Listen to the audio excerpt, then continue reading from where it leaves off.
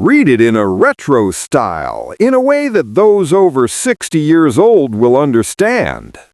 They were built to work hard, look tough, and rule American roads, but some pickups crossed the line.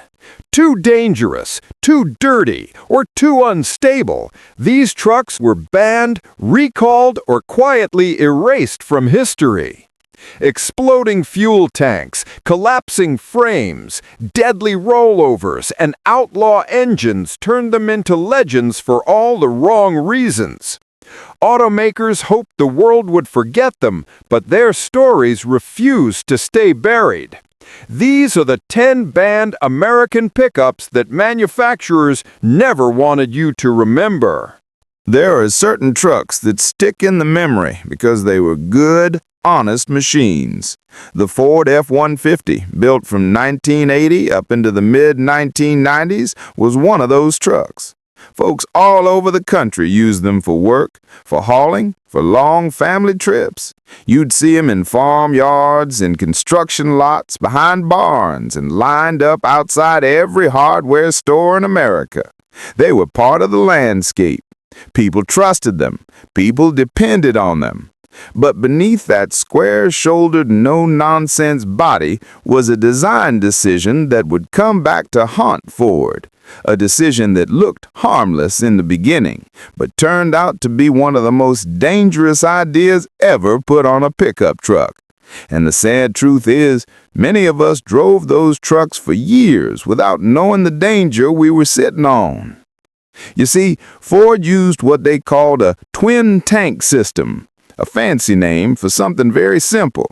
Instead of one fuel tank tucked safely inside the frame, the truck carried two long, flat tanks, one on each side of the frame rails.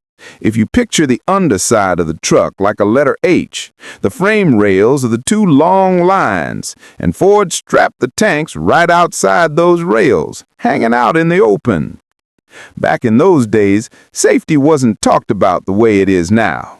People thought trucks were so big and heavy that nothing could hurt them.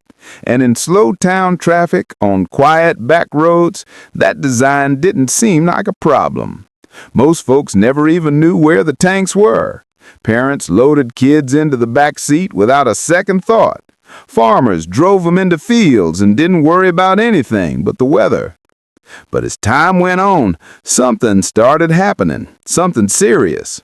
Whenever one of these trucks got hit on the side, especially by another vehicle at an angle or at an intersection, the impact didn't just crumple metal, it went straight into the fuel tank. There was no thick steel frame to protect it, no shield, no reinforcement. The tank could tear open, and with gasoline vapor in the air, it didn't take much to turn a normal crash into a deadly explosion. Fire departments began seeing the same scene again and again. A truck hit from the side, flames roaring out from under the cab, firefighters trying desperately to reach the driver. Highway patrol officers reported that even at relatively low speeds most people would survive in other vehicles, the F-150 could erupt like a stove tossed into a bonfire. Some mechanics used to say, in that way old mechanics do, that those tanks were riding on the outside like two sticks of dynamite. And once the stories reached the public, people realized that wasn't much of an exaggeration. Before long, families affected by these accidents began filing lawsuits. News stations started reporting on the fires. Investigators dug into the numbers and found dozens of accidents where the tanks had ruptured and caught fire. Some estimates went even higher. People were shocked. Here was the best-selling truck in America, trusted by millions, carrying a hidden danger most drivers never imagined. Insurance companies, who see patterns before anyone else does, began raising red flags. Some refused to insure certain years of the truck unless the owner paid a high premium. That was something unusual at the time. Insurers usually didn't discriminate like that unless the danger was truly serious. The government stepped in next. Officials from Washington began talking about a massive recall, one of the biggest the country had ever seen. They investigated, they tested, and they pressured Ford, and Ford pushed back, as large corporations tend to do. They argued the trucks met the safety rules of the era. They pointed to laboratory tests. They tried to stall. But in the real world, the fires kept happening. Newspapers wrote about it. Talk shows discussed it, and the issue became so large that Ford eventually had to take action, even if they never officially admitted fault. They avoided a full federal recall, yes, but they didn't come out of it clean. Many states quietly stopped using these trucks in government fleets. Some fire departments said they wouldn't let firefighters or paramedics ride in them. And slow as change can be, word spread through small towns and cities alike. You'd hear older folks at diners say things like, "Be careful with those saddle tank Fords," or "Don't let the kids ride in that old twin tank model." Car lots was sometimes hesitant to take them in trade because they didn't want the liability. Yet here's the thing. People still have fond memories of those trucks. The engines were strong, the bodies were solid, and they had that classic Ford feel that made you trust them. They were dependable until suddenly, in the wrong kind of accident, they weren't. Today, the trucks themselves are fading from the roads, but the story is still told. It reminds people that even the most reliable workhorse can hide a flaw, and that the technology of the past, while nostalgic and familiar, sometimes came with risks people didn't understand until it was too late. To someone over 60, the story of the 1980 to 1996 F-150 is more than a tale of lawsuits and engineering mistakes. It's a memory of a time when America built trucks with muscle first and safety second, a time when we trusted machines a little too much, and a time when a hidden danger lay beneath the floorboards of the best-selling pickup truck in the country. It's a story from another era. One part pride, one part danger, and one part hard-learned lesson that the world would never forget. There were some trucks that seemed to be everywhere in their day. If you were around in the 1970s or 1980s, you couldn't drive down a main street, pull into a lumber yard, or visit a farm without seeing a Chevy C or K pickup sitting somewhere, usually with a dented bumper, a toolbox in the bed, and a loyal owner nearby. Folks loved those trucks. They were simple, strong, honest machines. And because they were so common, people trusted them. But as the years rolled on, a dark truth surfaced. A truth most of us had no idea was hiding beneath those familiar steel doors. The same trucks that helped farmers haul hay, helped families move across states, and carried contractors from job to job were carrying a danger that no one had imagined. It wasn't the engines and it wasn't the brakes. It was something far more surprising, something most drivers never even thought about until it was already too late. The side saddle fuel tanks. Back then, GM made the decision to mount the fuel tanks not inside the steel frame, where the thick rails could shield them, but outside of it, hanging just behind the sheet metal of the truck's body. If you picture the frame like the bones of a ladder, the tanks were strapped right on the outside of those bones, exposed to the world. For everyday driving, you'd never notice anything wrong. These were the years before airbags and fancy crash tests. Folks drove with the windows down, the radio humming softly, the smell of gasoline and warm vinyl filling the cab on summer afternoons. People didn't talk about side impacts or crumple zones. They talked about carburetors, spark plugs, and whether the truck could make it up a steep hill in second gear. But as the years rolled on, something disturbing started happening. In accidents where another car hit these pickups from the side, even at speeds most of us would call survivable, the CK trucks had a terrifying tendency to erupt into flames.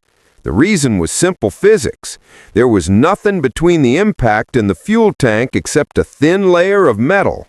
A hard enough hit, just inches in the wrong direction, could puncture the tank like a can of soup. The fuel would spill, vapors would ignite, and suddenly the whole truck became an inferno. Firefighters began noticing it first, police officers too. If you talk to old emergency workers from that era, many will tell you the same grim story. We'd arrive on scene, and if it was a Chevy with the saddle tanks, we prayed we weren't too late. Over the years, the cases started stacking up. Not one or two, not a couple dozen, but well over 1,500 documented fires, many of them fatal, many more leaving survivors badly burned. Families sued, reporters dug into accident records, safety advocates raised alarms. And when independent researchers compared these trucks to others, the numbers were shocking. The CK series was up to 5 times more likely to burst into flames in a side collision than competing trucks. 5 times. That wasn't a minor flaw, that was a crisis. GM was forced to confront this reality, though they didn't do it willingly. They defended the trucks, they pointed to old crash standards that the trucks technically met, but the real world told a different story, and so did the courts. Over time, GM paid out more than $500 million, an enormous sum back then, in settlements to victims and families. There was talk in Washington of a full federal recall, one of the biggest the nation had ever seen, the kind of recall that could have changed the history of the pickup truck entirely. GM fought hard to avoid it, and in the end they succeeded in dodging a mandatory recall, but they didn't escape the consequences. Several states refused to buy these trucks for government use.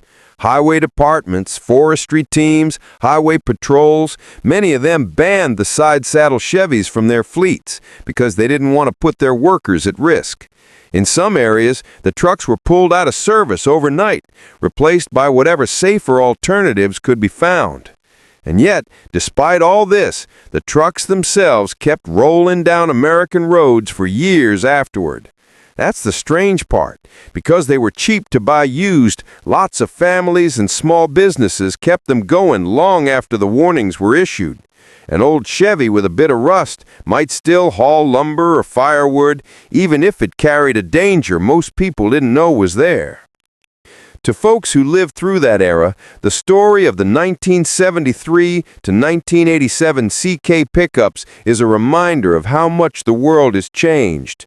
Back then, manufacturers weren't as closely watched. Safety rules were looser. Companies took more risks, and sometimes the public paid the price. These trucks were built strong, but not always smart. They had the heart of an American horsepower, but a flaw that turned a simple side collision into a potential tragedy. Today, you don't see many of those side-saddle Chevys anymore. The ones that survive are usually owned by collectors or hobbyists who know exactly where the tanks are and treat the trucks with caution. But the story remains. It's told quietly, sometimes by older mechanics, sometimes by firefighters who saw too much, sometimes by families who lost someone they loved. And like the stories of the Pinto or the Bronco too, the tale of the Chevrolet CK side-saddle pickups stands as a hard lesson from another time, a time when truck designs were simple, rugged, and occasionally far more dangerous than anyone ever expected. Back in the late 70s and early 80s, when America was still in love with big V8s, chrome bumpers, and the idea that any vehicle could be made better with a cutting torch and a dream, there was a short-lived experiment that older drivers remember with a mix of disbelief and a slow shake to the head. These were the Dodge Ramcharger pickup conversions, the strange half-breeds that came and went so quickly that most people today have never even heard of them. But for those old enough to remember, these trucks were a lesson in what happens when enthusiasm outruns engineering. Picture the Ramcharger as it originally came from Dodge. It was a solid, short-wheelbase SUV built on a tough truck frame, meant to climb trails, cross muddy fields, and handle the rough and tumble of everyday work. It had weight where it needed it, balance that made sense, and a body shaped to match its purpose. But then a few dealerships, along with specialty conversion shops, got the idea that they could turn this SUV into a pickup. They weren't official factory models, but Dodge allowed dealers to sell them, so regular folks trusted that they were safe. The idea sounded simple. Cut the back off the SUV, stretch the frame, and bolt on a bed. Suddenly, you had a pickup with the comfort of an SUV cabin. But the moment you changed that frame, everything changed with it. Older drivers still say the same thing when you bring up these conversions. The truck looked normal enough sitting still, but once it got up to speed, you could feel something wasn't right. The rear end was too light, stretched too long, and not supported the way a real factory-engineered truck bed should be. Instead of behaving like a pickup, the whole vehicle acted like it was dragging a loose tail behind it. At first, you would feel a little wobble, nothing too dramatic, just enough to make you grip the wheel a little tighter. But once you hit 60 or 70 miles an hour, especially on the old uneven highway pavement of that era, that wobble turned into a real fight. Drivers described it as a slow, side-to-side snake motion that grew wider with every second. A strong gust of wind could set it off, passing a semi-truck could set it off. Even a small correction from the driver could make things worse. The rear end would begin to fishtail more intensely, and then the whole truck would suddenly whip sideways. Once that sideways slide began, most drivers were helpless. The wheels would bite into the road, the high center of gravity would do the rest, and the truck would lift, roll, and tumble like a kicked can. Many crashes happened so fast that drivers said they didn't even see the rollover coming. One moment they were correcting a drift, the next they were hanging upside down in a crushed cab. The reports from the time tell the story in cold, official language, but anyone over 60 who remember those years will recall the tone of fear that surrounded these trucks. State inspectors in several places examined them and declared them structurally unsound. Some refused to classify them as legal pickup trucks at all. Without that classification, owners couldn't register them, which meant the trucks were effectively banned in those states. Word spread quickly among mechanics, too. They joked, in that dark, knowing way mechanics sometimes do, that the safest place for one of those converted Ramchargers was parked permanently behind the shop with the key thrown away. Insurance companies didn't want to touch them, dealers stopped advertising them. A few customers who had already bought one marched right back into the showroom demanding something else, saying they felt like they were driving a shopping cart with a V8 under the hood. Even adding weight to the bed, swapping shocks, or adjusting tire setup didn't solve the deeper problem. The frame just wasn't built for the forces it had to handle. In those days, folks didn't analyze things the way we do now. You got into a vehicle, you took it out on the road, and you learned how it felt. And people learned very quickly that these trucks felt wrong. Grandfathers from that era still talk about how they never trusted anything that had been cut apart and put back together unless a real engineer had signed off on it. The Ramcharger conversions became one of those cautionary tales people told around garages and gas station counters.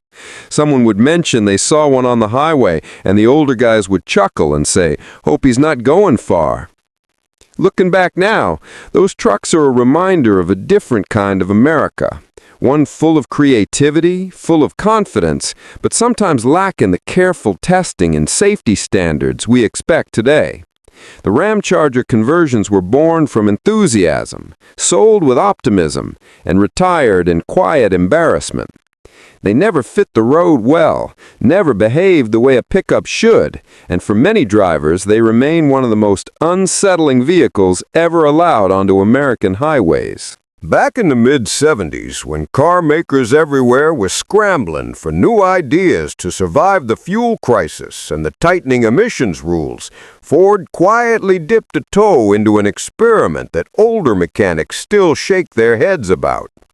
It was the Ford Courier rotary prototype of 1975, a little truck that almost existed, almost made it to showrooms, and then vanished so completely that younger drivers today don't even know it was real. But for folks over 60 who remember when the Wankel rotary engine was the wild new thing, this story feels like opening a dusty drawer in the garage and discovering a forgotten cautionary tale. To understand why this strange truck even happened, you have to remember the mindset of that era. Engineers everywhere thought the rotary engine was going to be the future. Mazda had made headlines with its smooth revving rotaries, and there was real talk back then that pistons might become obsolete. Ford, already working with Mazda on small vehicle projects, decided to try this new technology in its compact Courier pickup. On paper, it looked like the perfect combination: light, quick to rev, and small enough to give the little truck some spirit without hurting gas mileage. But the moment the rotary engine was dropped into the Courier's narrow engine bay, the dream began to unravel. Older engineers who worked around these prototypes described the heat output as astonishing. A rotary engine naturally runs hotter than a piston engine, but the Mazda-based unit Ford tested in 1975 behaved like a furnace. During long-distance runs, the engine bay reached temperatures far beyond what the truck's wiring, hoses, or firewall insulation could handle. Plastic fittings warped, electrical connectors melted, rubber hoses cooked until they split open like overboiled sausages. In some tests, the heat even softened the paint on the underside of the hood. Mechanics joked that if you opened the hood too fast after a test run, you could fry an egg on the air cleaner without trying. The emissions problem was even worse.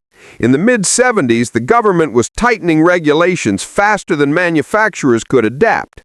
Rotary engines, especially early ones, had notoriously dirty exhaust. They burned oil by design, and the prototype Ford used produced emissions so far out of compliance that regulators reportedly refused to even consider granting it provisional approval. One official supposedly said the test readings were closer to a small industrial burner than a road vehicle. For folks who lived through that time, it was the kind of government language that meant one thing: the project was dead. And then there was the fire risk. All that heat, all that oil vapor, and all that underhood stress created the perfect conditions for disaster. During several tests, components came dangerously close to ignition. One prototype, according to people familiar with the project, scorched surrounding insulation so badly that the test crew refused to continue running it. Engineers knew they were only one unlucky spark away from an engine bay fire. Ford had no desire to see newspaper headlines about a new model bursting into flames before it even hit dealerships. So Ford made a decision that only seasoned carmen fully appreciate today. They didn't try to fix it, didn't try to stretch the program out, didn't gamble on redesigning the cooling system. Instead, they quietly canceled the whole thing. No press release, no prototype tours, no dealer previews. Most of the test trucks were gathered up and crushed, leaving only a few photographs and internal memos to prove they ever existed. The Courier Rotary became something rare in Detroit history, a truck banned before birth, rejected so thoroughly that it never even had the chance to disappoint buyers. People over 60 often remember this kind of story because it comes from a time when the industry moved fast, sometimes too fast, chasing ideas that looked good at first glance but fell apart under real-world testing. The Ford Courier Rotary prototype is one of those stories behind the curtain, a reminder that not every bold experiment makes it out alive. It was hot, dirty, unstable, and unsafe, and Ford knew it. Instead of selling a bad truck, they buried it. And today, that forgotten little rotary Courier lives on mostly in memories, whispered about in garages as one more example of how close the automakers came, sometimes, to releasing something truly dangerous onto America's roads. The 1991 GMC Cyclone is already legendary in muscle truck lore. A little pickup that ran with the fastest cars of its era, leaving Corvette and Ferrari owners blinking at stoplights. But what most people remember is the tame production version that made it into showrooms. Few know the full story of what happened behind the curtain, the forbidden high-output tune that nearly turned a truck into a death-defying street missile, a machine that federal regulators outright refused to allow on the roads. For those old enough to remember the early 1990s, when Detroit still had the nerve to flirt with excess, this story reads like a cautionary tale of ambition, hubris, and the cruel hand of bureaucracy. Before any Cyclone ever carried a buyer's nameplate, GMC engineers had developed a turbo V6 setup that went far beyond what anyone had intended. The truck's 4.3-liter engine was already potent, but the high-output TU tune, an electronic brain adjustment that governed fuel, boost, timing, and ignition, turned the engine into a barely controllable beast. Boost spiked like a hammer striking steel, producing torque in violent, unpredictable bursts. Drivers who tested it described sudden surges that could throw a vehicle off course, and the engine itself groaned and knocked under the strain. The raw power was intoxicating, but terrifying, the sort of thing only engineers and fearless test drivers dared experience. And then there were the emissions. The engine, in its high-output form, was a walk-in environmental violation. Exhaust gases were thick with unburned hydrocarbons. NOx readings climbed into the stratosphere. The smell of raw fuel hung in the test bays like smoke from a bonfire. Regulators in Washington immediately flagged it. The truck could not pass any federal certification. It was, for all practical purposes, illegal before it ever existed in the public eye. GMC tried tinkering, adjusting timing, reducing boost, and experimenting with fuel mapping. But every tweak resulted in a sacrifice. Either the engine lost its terrifying power, or it still failed emissions. There was no compromise. So GMC had to act decisively. The forbidden high-output Cyclone was quietly pulled from testing, and most prototypes were destroyed. Some insiders whispered that a few survived, hidden away by engineers and collectors who understood the gravity and the thrill of what they held. These machines were no longer just trucks. They were outlawed monsters, untamed beasts that the government, insurers, and even corporate managers all agreed could not roam public roads without endangering lives. The word banned hardly captures it. These vehicles were effectively struck from existence, erased before they could become infamous in the way their tameable production counterparts would. When the production Cyclone hit the streets, it was still jaw-dropping. With 280 horsepower, all-wheel drive, and a turbocharged V6, it could leave sports cars in the dust and dominate the quarter-mile. But even this toned-down version was enough to make enthusiasts sweat. It became a cult classic, the small pickup that reminded the world that Detroit could still build absurd, street-legal speed machines. And yet the ghost of the forbidden tune lingered. Stories circulated in garages, workshops, and car shows. Tales of a version so fast it could break axles, rupture transmissions, or simply obliterate the confidence of anyone behind the wheel. To the over 60 generation who had grown up with big V8s, carburetors, and the thrill of raw horsepower, the forbidden Cyclone was the ultimate forbidden fruit, a reminder of a time when engineers still dared to push limits without first worrying about red tape. Collectors today prize the few survivors of the high-output prototypes. They are hidden jewels, legendary and mysterious, known only to the insiders who understand what it took to survive the beast.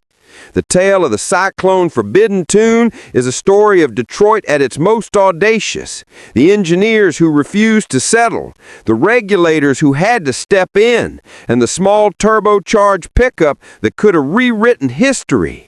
It is a story of a truck banned before birth, a speed demon restrained by laws, physics, and fear, and for those who remember, a glorious echo of an era when horsepower still ruled, and limits were only imposed by the audacity of men in garages and the vigilance of the law. This was no ordinary pickup. This was the Cyclone High Output, a truck too fast, too powerful, and too dangerous for its own time. A machine erased before it could terrorize highways, leaving only legends, whispers, and the enduring myth of the forbidden Detroit monster. If you want, I can make an even longer, ultra-detailed version with step-by-step development, specific test anecdotes, and imagined personal accounts from engineers and test drivers. Basically a mini chapter that reads like a lost automotive history book about the forbidden Cyclone. Do you want me to do that? Read it in a retro style, in a way that those over 60 years old will understand. The Dodge Dakota convertible of 1989 to 1991 occupies a strange, almost mythical place in American automotive history. A pickup that dared to combine open-air freedom with cargo utility, but whose earliest production models were so dangerously flawed that in a very real sense, they were banned before they could even make a proper debut. Chrysler, ambitious and eager to capitalize on the rising popularity of personal trucks, envisioned a vehicle that could haul gear yet still offer the thrill of the wind in your face, a concept that seemed harmless, even glamorous. On paper, the Dakota convertible promised fun and versatility, but the engineering behind it told a far more perilous story. The root of the problem lay in the very essence of what makes a convertible exciting, the absence of a fixed roof. In a traditional pickup, the cab and roof form a rigid structure that helps distribute stress during cornering, braking, or sudden maneuvers. Remove that roof without compensating with substantial reinforcements, and the entire chassis can flex in ways that were never intended. Early Dakota convertibles suffered from exactly this flaw. The standard Dakota frame had been designed for a hardtop body, and Chrysler engineers, pressed for time and production goals, had not yet fully reinforced the floor pan, A-pillars, and cross members. As a result, the cab could twist, the windshield frame could bow or even crack, and under certain emergency maneuvers, the truck behaved unpredictably. Test drivers and early owners quickly realized how serious the problem was. One engineer reportedly said during initial evaluations, "It's like trying to drive a guitar body with a bed bolted on. Beautiful in concept, but the notes it hits under stress are catastrophic." In real-world terms, even moderate cornering at highway speeds could cause the cab to flex, leaving the driver with a sense of instability and a nearly uncontrollable steering response.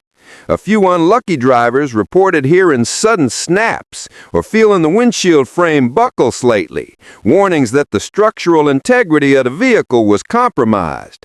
In some cases, the twisting could cause doors to misalign or latches to strain dangerously, increasing the risk of injury during sudden stops or collisions. The response from Chrysler was immediate but discreet. Shipments of the earliest batch were halted, and some states' departments of motor vehicles refused to register these Dakotas until they met the new structural standards. Essentially, for months, these early convertibles were road legal in name only, a form of automotive purgatory, neither fully certified nor safe to drive. Owners who managed to take delivery were advised to drive cautiously, avoiding hard cornering, sudden braking, or any aggressive maneuvers that might stress the cab. In effect, these vehicles were partially banned by circumstance, regulatory hesitation, and sheer engineering caution. Chrysler engineers went back to work reinforcing the design.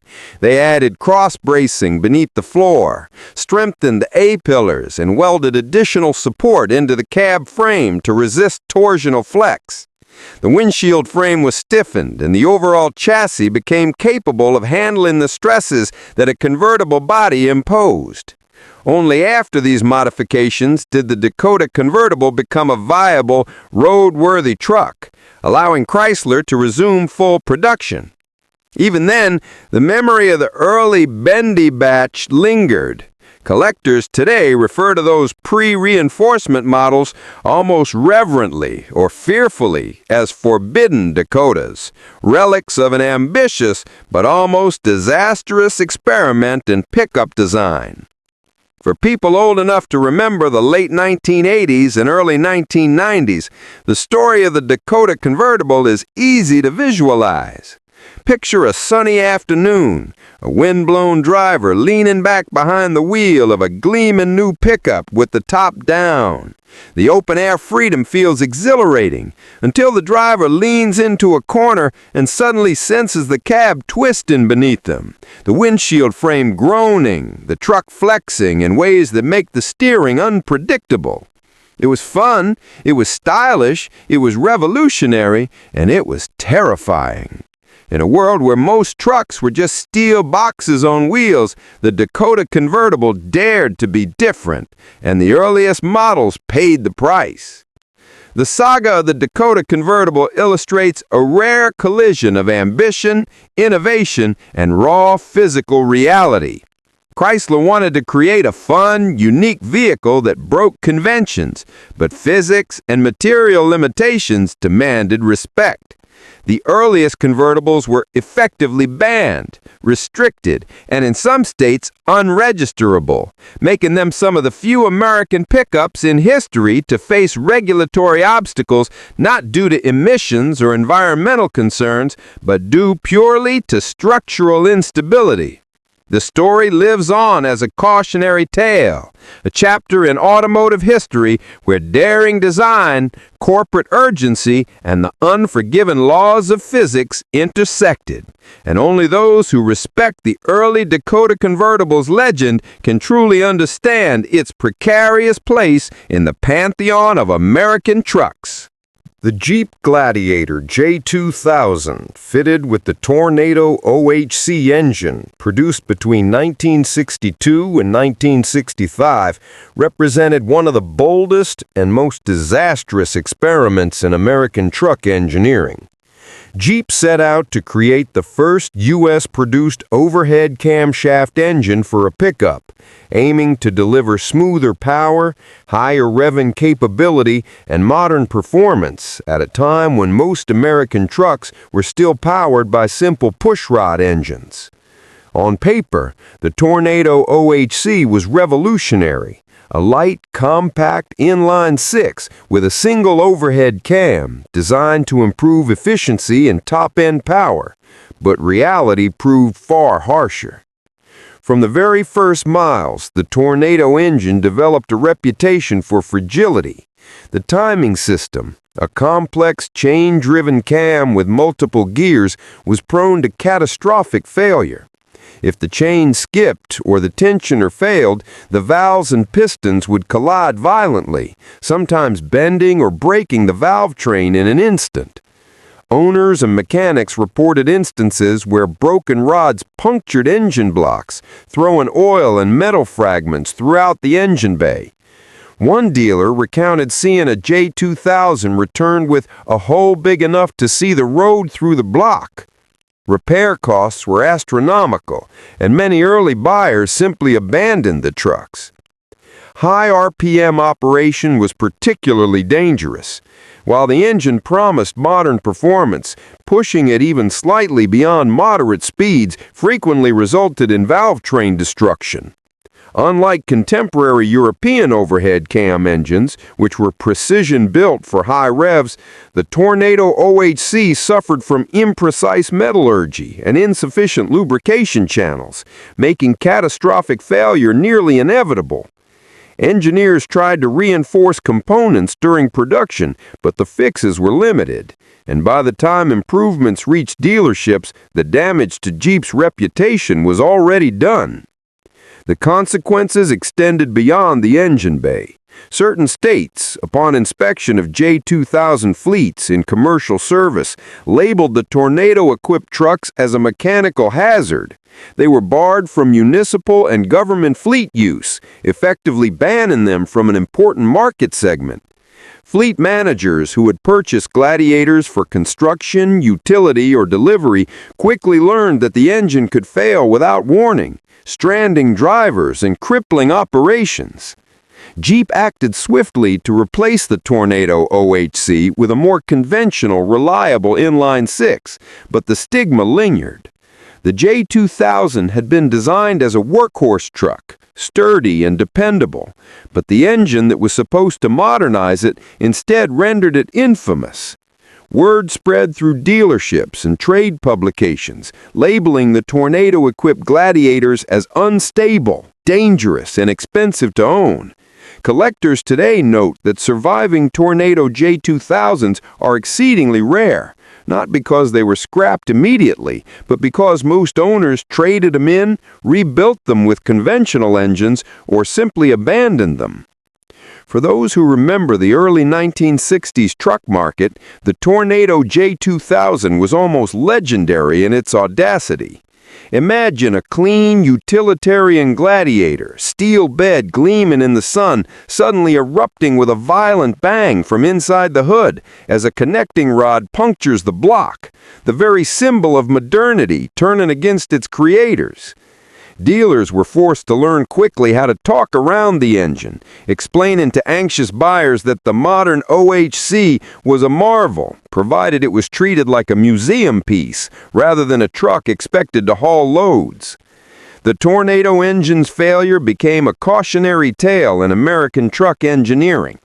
Ambition without long-term durability testing could destroy credibility overnight. Jeep salvaged the Gladiator line, but the story of the J2000 with the Tornado OHC remains a stark reminder that innovation, especially in the world of utility trucks, can be a double-edged sword. The trucks themselves were otherwise competent, but the engine's unreliability was so severe that in many ways these Tornado Gladiators were effectively banned from full use in fleets and heavy-duty work, a cautionary ghost lingering in the annals of automotive history. If you like, I can take this next step and expand it into a full retro-style narrative, written in long-form, immersive detail, including imagined anecdotes from first owners, dealership chatter, and engineer notes, so it reads like a story someone over 60 could vividly picture. Do you want me to do that? The 1974 International Harvester 150 Driftmaster stands today as one of the most infamous, almost legendary examples of automotive ambition gone dangerously wrong. In an era when full-size trucks were expected to be workhorses first and high-speed machines second, International Harvester attempted something audacious.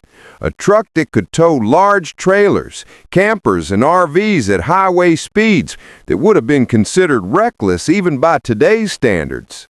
They marketed it as a performance towing pickup, a daring step beyond the conventional 150 series, promising drivers that for once, hauling heavy loads wouldn't mean crawling down the highway like a tortoise.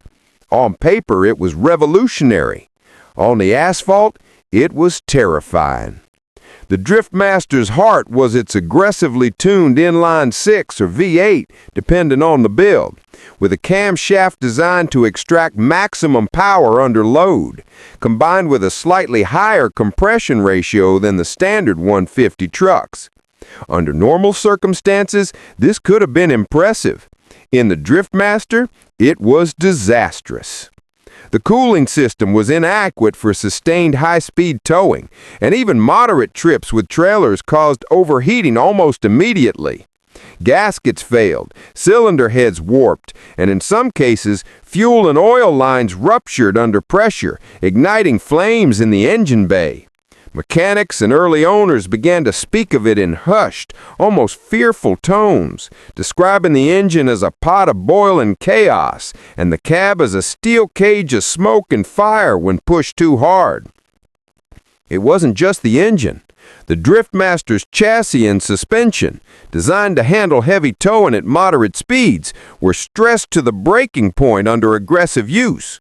The rear suspension would sag dramatically under load, upsetting the truck's handling, while the front end remained stiff, creating a seesaw effect that made steering unpredictable. At highway speeds with a trailer, the truck could fishtail violently, especially in crosswinds or during sudden evasive maneuvers. Tires, often standard issue for regular pickups, were unprepared for the combination of heat, weight, and speed, leading to blowouts and loss of control incidents. A handful of early testers were counted near misses, where the truck skidded, jackknifed, or veered off the road, a vivid warning that this truck was not for the faint of heart.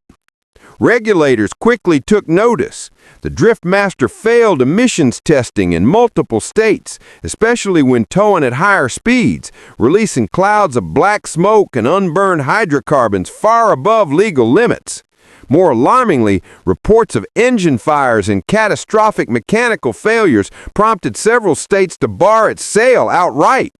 Dealers were instructed to stop advertising the Driftmaster, and some early units were quietly retrofitted with standard engines or reassigned to fleets where towing speeds were modest and less dangerous.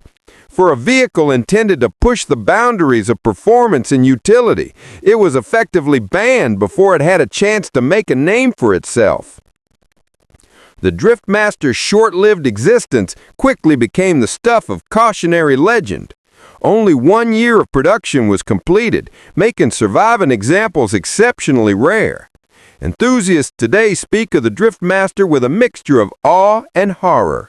A truck designed to dominate highways and campgrounds alike, yet so dangerously unrefined that it could ignite, break apart, or fishtail into disaster with almost no warning. Collectors often preserve them not for their practicality, but for the story they tell. A story of raw ambition, reckless engineering, and regulatory intervention. In retrospect, the 1974 IH-150 Driftmaster represents a unique crossroads in American truck history. The clash of performance, utility, and safety at a time when oversight was catching up to imagination. It's a cautionary tale of how pushing machinery beyond the limits of materials, physics, and engineering foresight can turn a revolutionary idea into a near-lethal machine. For those who witnessed it firsthand, the Driftmaster was more than just a truck. It was a roaring, overheating, smoking testament to what happens when ambition outruns prudence. A vehicle both banned and burned into memory. The Ford Ranger EV lead-acid version, produced between 1998 and 2001, stands as one of the most fascinating and perilous chapters in the story of American electric vehicles. A truck that was as ambitious as it was dangerous, and ultimately nearly forbidden to the public. At a time when the concept of electric pickups was still a novelty, Ford took its popular Ranger platform and attempted to transform it into a zero-emissions workhorse, capable of delivering the familiarity and practicality of a conventional truck, while quietly blazing a trail into the future. Yet behind its unassuming exterior lurked a hidden menace, a perfect storm of weight, chemistry, and technology that regulators, engineers, and insurers all feared might erupt into disaster. Under the bed and within the frame of each Ranger EV were massive lead-acid battery packs, consisting of dozens of modules that collectively weighed hundreds of pounds.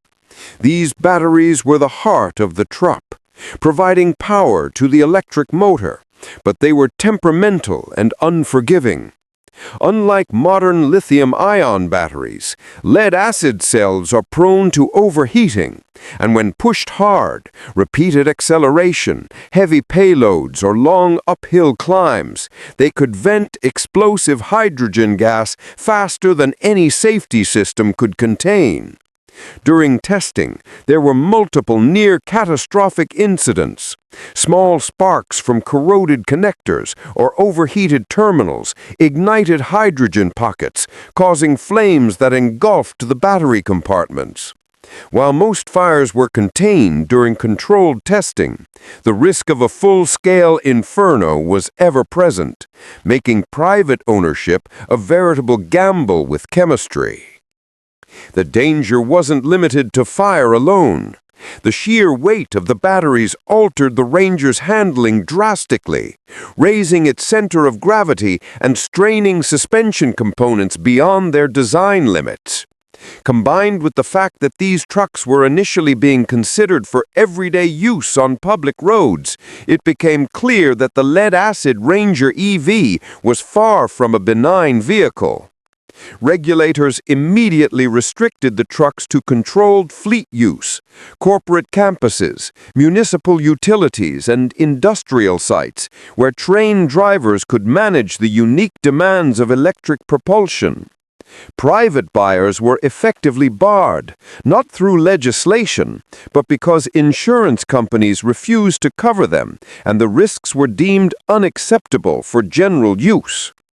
Ford responded by recalling many of the early production units. Battery packs were removed, and the trucks were stripped down, with the chassis often crushed.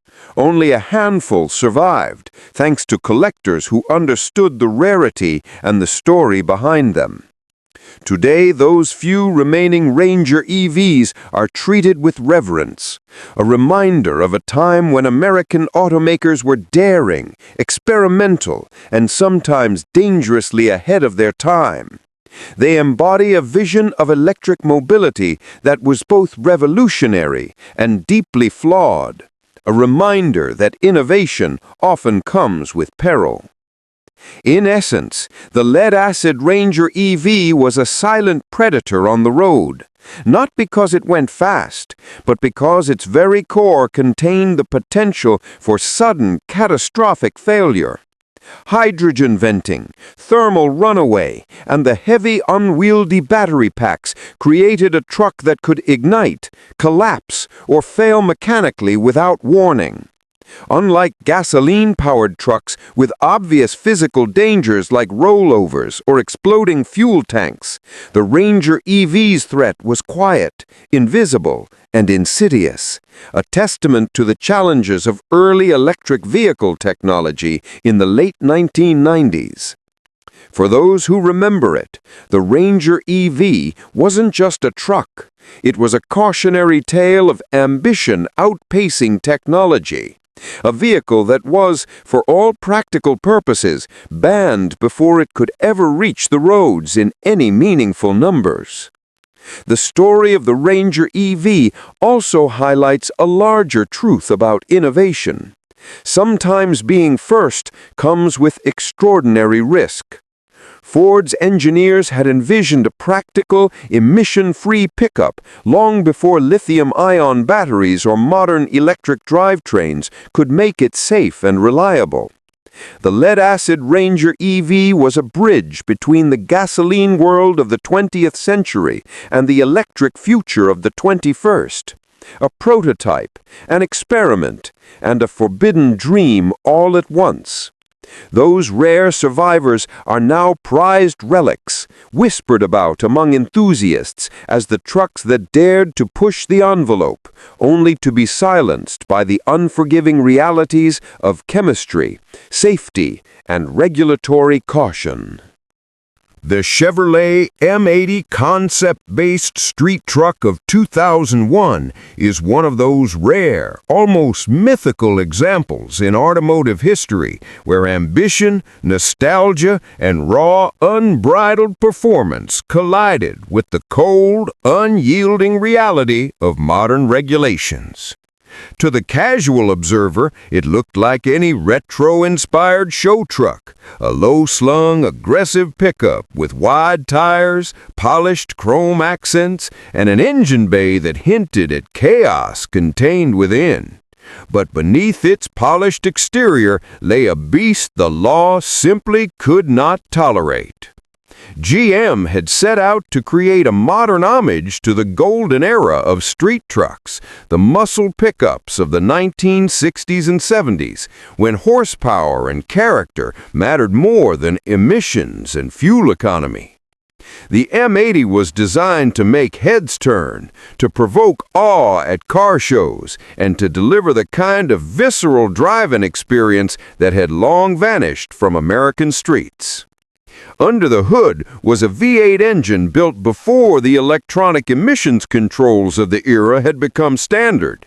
It breathed freely through a high-flow exhaust and intake system designed purely for performance, producing power that was instantaneous, loud, and utterly untamed. But in the eyes of regulators, that freedom was a threat. Every emissions test, hydrocarbons, nitrogen oxides, carbon monoxide, ended in failure. The truck's engine could not be modified without sacrificing its essence, and GM faced a stark choice: either destroy the dream or produce a neutered version that no longer captured the spirit of the concept. There was no compromise. The Environmental Protection Agency ruled it illegal for road use, and in a single stroke, the M80 was banned before it could ever touch the asphalt. It was not a failure of engineering ingenuity. It was a triumph of design that exceeded what the law could allow. Internally, GM reacted with quiet decisiveness. The prototype was pulled from testing, its use restricted to controlled facilities, and all attempts to drive it on public roads were prohibited. Engineers, many of whom had poured their hearts into the project, were left to watch their creation become a forbidden machine. Stories circulated of the M80 roaring on private tracks, its exhaust screaming, tires smoking, and chassis flexing under raw torque, a glimpse of what the American muscle revival could have been. Yet any public display of the engine's ferocity outside of a controlled environment was considered a legal violation. The truck, for all its boldness and promise, became an object of fascination rather than utility, a forbidden king of the streets that could never fulfill its destiny. Collectors and enthusiasts have since treated the M80 as something almost sacred. The prototype was stored away, preserved as a museum piece, a relic of unbridled ambition and what-ifs. It represents a very particular moment in automotive culture, the tension between raw, analog horsepower and a regulatory world that demanded taming. It's a reminder that sometimes a vehicle can be too loud, too fast, too evocative of a bygone era to exist legally. The M80's roar, though, lives on in stories, concept photos, and whispered legends in garages and car clubs. It is the truck that never drove on the road, the muscle-bound dream that regulations crushed before it could roar freely into the streets of America. In essence, the Chevrolet M80 is more than a prototype. It is a cautionary tale wrapped in chrome and steel, a snapshot of what happens when nostalgia, engineering bravado, and regulatory reality collide. It is the spirit of a street truck unshackled, a performance legend frozen in time. Those who saw it, even for a moment, remember the smell of burning rubber, the vibrations in the chassis, and the sheer audacity of a truck that was too raw, too honest, and too powerful for the legal world of the early 2000s. It was banned not because it was unsafe, though the raw power could certainly intimidate. It was banned because it was too loud, too pollutant, and too alive to be tolerated. In the history of American muscle pickups, the M80 exists as a ghost, a forbidden beast whose roar echoes long after the engine has been silenced.